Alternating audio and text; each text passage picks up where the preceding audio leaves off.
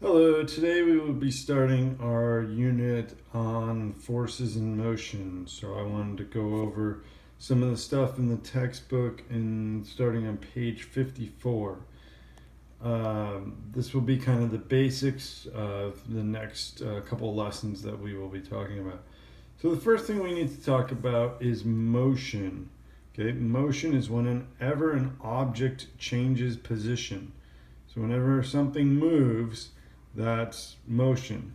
Okay, whenever it changes its position on Earth, basically, or if you're talking about astronomy, it would be somewhere in the solar system.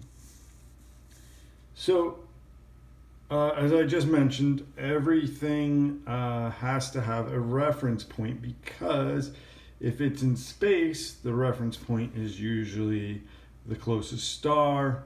You know, for us, most of our solar system would be the sun.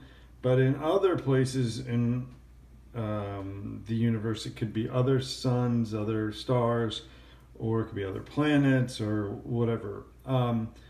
But here on Earth, generally our reference point would be the Earth because everything is moving generally relative to the Earth. But you could also pick out a tree or a house or something. And if you're going down the road in a car, you might not actually feel like you're moving. That's because your reference point of the car, the seat in the car, is kind of moving with you, and you don't feel like you're moving. You are moving relative to the earth still, and you are moving relative to the sun because the earth is moving and your car is moving. So you can see how these things kind of get confusing. So in physics, we always need to pick out a reference point. It's a position, a place that's used to compare your motion to. Okay. So this means that everything in physics is relative.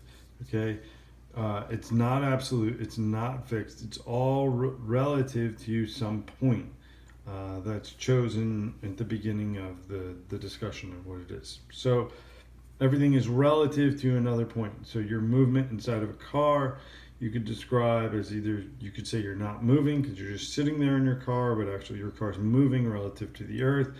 But you could say that you're not moving relative to your car, even though the car's moving at 60 miles an hour down the highway or something. Okay. The next thing we have to talk about is a force. So in order for anything to move, it has to have a force exerted on it.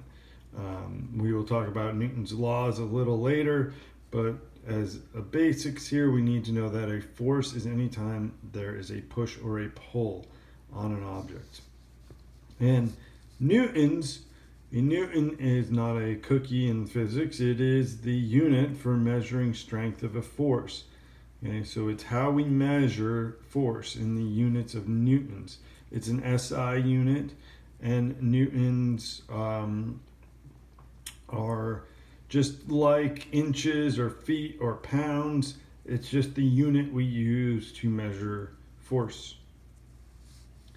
So there are a couple different types of force. There are contact forces and non-contact forces. And basically a contact force is whenever something is touching. So a contact force could be friction, springs, air resistance. So if you were pushing a box across the floor, that friction of the box on the floor would be a contact force. And it would have to be more or less, in order for you to move it, it's got to be less than the force that you're pushing the box at. But you'll feel that resistance because of friction. Air resistance is another example when a plane goes through the air or a parachute. Those are all good examples of air resistance, that force that the air actually exerts on things when they're going quite fast. And a spring is another type of force.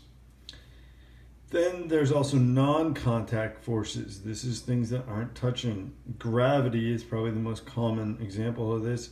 We're being pulled down to Earth by gravity, and then that force is always acting on us, even though there's no contact.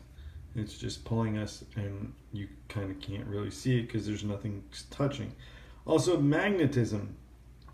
The magnet does not have to touch, metal, and as you move the magnet around, if you hold it high enough up in the air, even though there's maybe paper clips on a table, you can move the paper clips around without touching it. And electrical forces are the same way. So a lot of these things are when there's no contact, but you can still exert a force on something. Whereas the contact forces, it's actually touching, and you can actually see the contact and some kind of friction or some kind of force of something being pushed. Okay.